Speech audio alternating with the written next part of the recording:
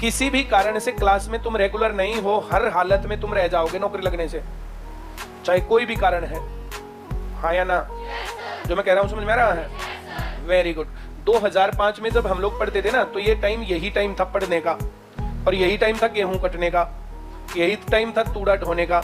आज तो फिर भी बहुत साधन हो गए, तब साधन नहीं थे, तब लेबर मिलती नहीं थी। हम लोग जब करते थे तो ट्रैक्टर तो होता था, थ्रेशर भी होता था, लेकिन आदमी घर के लगते थे। अब तो भी जो है बाहर से लग जाते हैं, तूड़ा भी वही ढो देते हैं। 4-5 किलो का तूड़ा पड़ा था खेत में, पवन और पवित्र 2 जने थे, 3 तो कम से कम चाहिए ढोने के लिए। मैंने कहा कोई देख लो आदमी मिल जाए तो, कोई देख लो मिल जाए तो, कोई देख लो। बोला कोई नहीं मिल रहा, तू आजा तू आजा तू आजा। मैं कल देखूंगा कल देखूंगा कल देखूंगा। अगर मैं आया होता तो पेपर पास ना होता। आंख बंद करनी पड़ती कुछ पार्ट्स पर से, उस टाइम पर पढ़ना पड़ता है। हाँ या ना? लेकिन मैं घर का काम नहीं कर रहा था, का मतलब ये बिल्कुल नहीं था कि मैं मटर गश्ती कर रहा था। मेरा नहीं, पूरी क्लास का रिजल्ट पास था।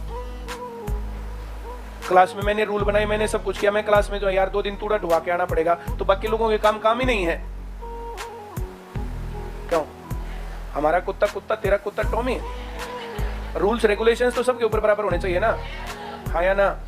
अभी इस बात पर बताओ, तूड़ा भी ना ढुआऊं, घर का काम भी ना करे, ये ना करे। आंधी आई और सारा तूड़ा उड़ गया। ये नहीं था कि 5-4 दिन बाद वो मिल गया, आदमी मिला नहीं, आंधी आई और सारा तूड़ा उड़ गया।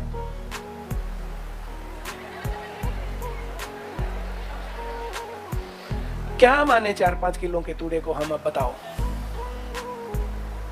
ये दिन देखने के लिए इन दिनों से संघर्ष करना पड़ता है। अब जिन लोगों को काम और ये सब बातें हैं ना, ये डिफरेंस है। हाँ या ना?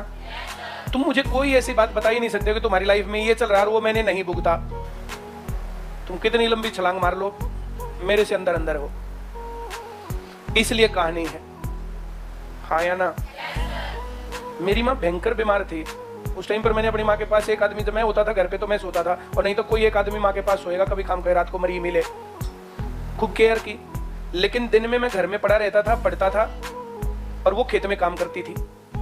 और सारे गांव के लोग मुझे गालियां देते थे कि बेशरम सांड सा घर पे पड़ा रहता है, इसकी माँ खेत में काम करती है। इसी भाषा में बोलते थे। जो मैं कह रहा हूं समझ में आ रहा? उसके साथ और भी अलंकार होते थे। तो गांव में जो अलंकार मिलते हैं वे सारे, हमारा भी तो गांव वैसा ही था। क्यों? और सबको अपना गांव 2 डिग्री एक्स्ट्रा लगता है कि ठीक है, सारे गांव में बहुत सारी भयंकर कुरीति यहाँ पर हमारे में एक्स्ट्रा, क्योंकि देखते ही वही है। मुझे तुम्हारे गांव के बारे में क्या पता भाई, मैंने तुम्हारा गांव देखा थोड़ी है। और ऐसे गांव देखना, वो देखना थोड़ी होता।